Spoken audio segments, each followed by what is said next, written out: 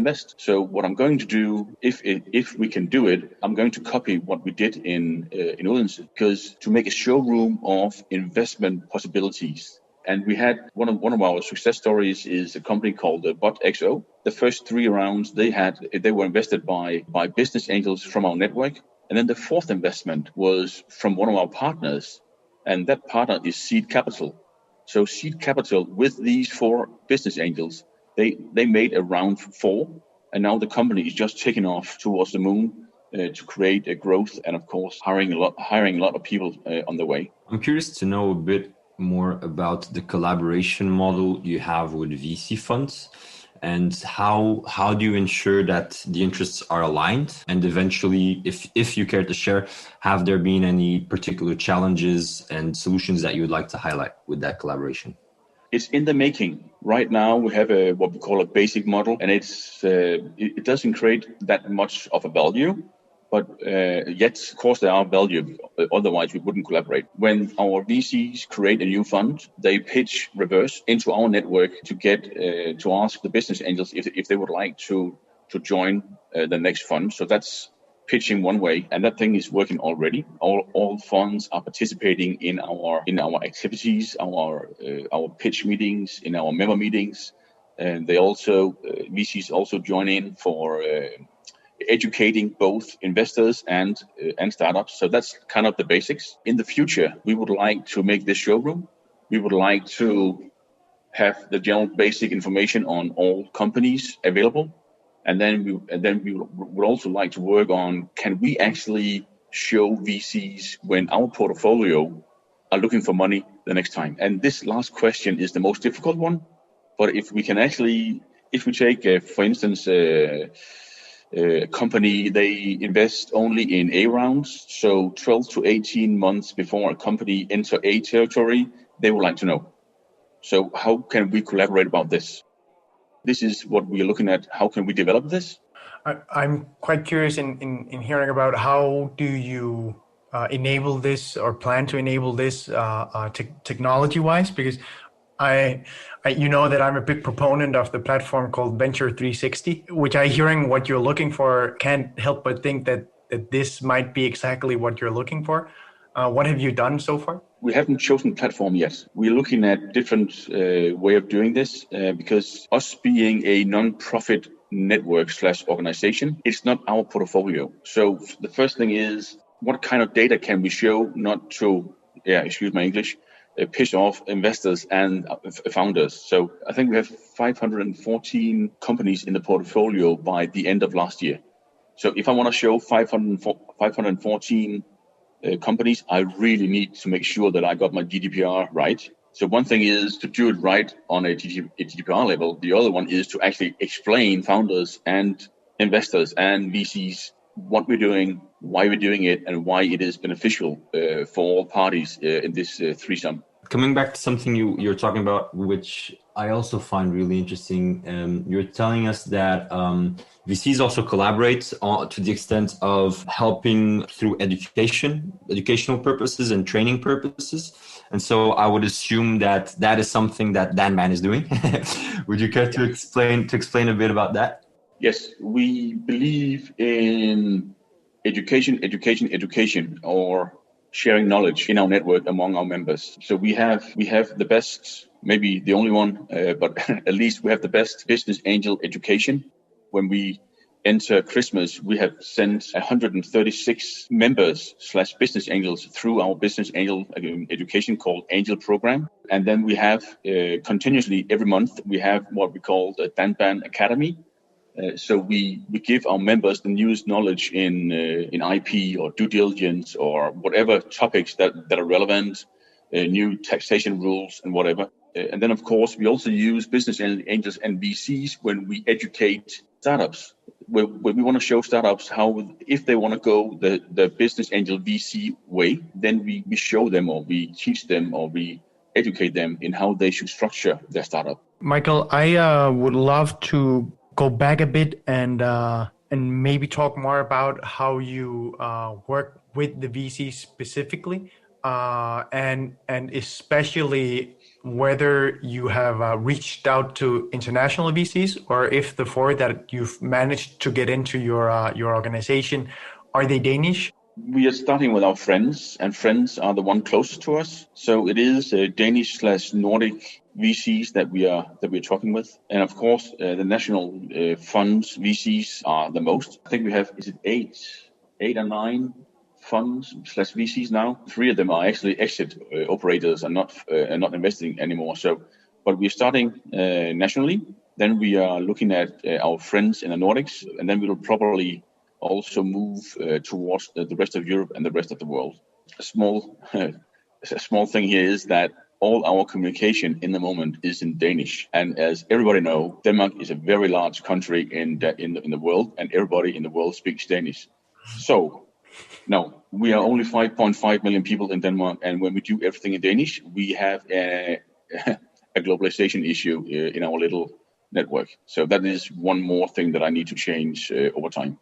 On that note, I think that we should just spend a small amount of time talking about the DanBAN network on a European level. So the BAN networks, business angel networks, and how you collaborate with the other.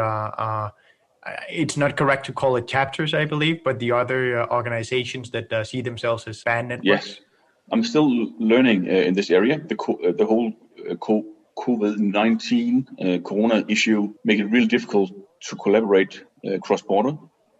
What we have done so far is, for instance, our angel program is developed among the Nordic business angel networks, and we have relations to the Finnish FIBAN. We collaborate with SBAN from Estonia. We know the Irish is called HBAN, and then of course we are organized through EBAN, where our chairman is also a member of the board at EBAN, and EBAN is also organized by different board members from the other bands. So we are in a collaboration. And just to note, EBAN is the European ban.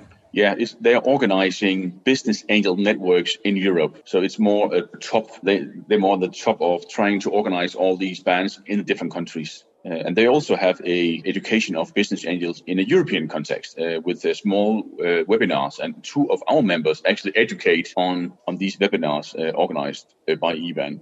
I would like to focus here on a more kind of personal aspect, if you're willing to. Maybe. Would you care to share one of your learnings over these two, personal or professional learnings over these two processes of setting up the Danish Robotics Cluster and now the DanBAN, whatever you prefer to focus on? Because I think it's interesting, showing that it's not only entrepreneurship that's about failing and learning fast. It's also the investing side of the business.